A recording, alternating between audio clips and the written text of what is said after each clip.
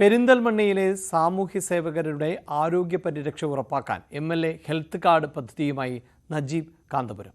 നിയോജക മണ്ഡലത്തിലെ വിവിധ സാമൂഹ്യ സന്നദ്ധ മേഖലകളിൽ പ്രവർത്തിക്കുന്നവർക്ക് വേണ്ടി പെരിന്തൽമണ്ണയിലെ വിവിധ ആശുപത്രികളുടെ സഹകരണത്തോടെയാണ് പദ്ധതി നടപ്പിലാക്കുന്നത്. ഇതിന്റെ ഭാഗമായുള്ള ഹെൽത്ത് കാർഡിന്റെ വിതരണം പെരിന്തൽമണ്ണയിൽ നടന്നു.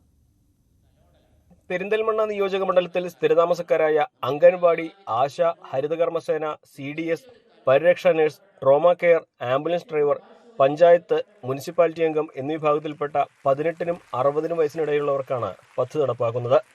പെരിന്തൽമണ്ണയിലെ 9 സ്വകാര്യ ആശുപത്രികളുടെ സഹകരണത്തോടെയാണ് പദ്ധതി. ഈ ആശുപത്രികളിൽ ചികിത്സയ്ക്കെത്തുന്ന കാർഡ് ഹോൾഡർമാർക്ക് വിവിധ തരത്തിലുള്ള ആനുകൂല്യങ്ങൾ ലഭ്യമാകും. ഇതോടൊപ്പം ആക്സിഡന്റ് ഇൻഷുറൻസ് പോളിസിയും അനുവദിച്ചിട്ടുണ്ട്. സമൂഹത്തിൽ ചെറിയ വേതനത്തിന് വലിയ സേവനം ചെയ്യുന്ന അടിസ്ഥാന വിഭാഗത്തെ ചേർത്ത് പിടിക്കേണ്ടത് സാമൂഹ്യ ബാധ്യതയാണെന്ന് തിരിച്ചറിഞ്ഞതുകൊണ്ടാണ് ഇത്തരമൊരു പദ്ധതിയെന്ന് നജീബ് കാന്തപുരം പറഞ്ഞു.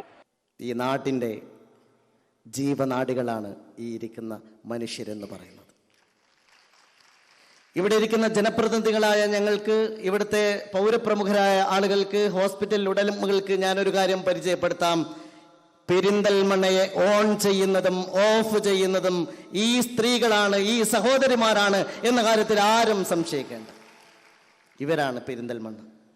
പെരിന്തൽമണ്ണയിൽ നടന്ന ഹെൽത്ത് കാർഡ് വിതരണ ചടങ്ങിന്റെ ഉദ്ഘാടനം MP അബ്ദുൽ സമദ് സമദാനി MP നിർവഹിച്ചു. മുദ്ര എഡ്യൂക്കേഷണൽ ആൻഡ് ചാരിറ്റബിൾ ഫൗണ്ടേഷന്റെ സഹകരണത്തോടെയാണ് പദ്ധതി നടപ്പാക്കുന്നത്. ന്യൂസ് 18 മലപ്പുറം.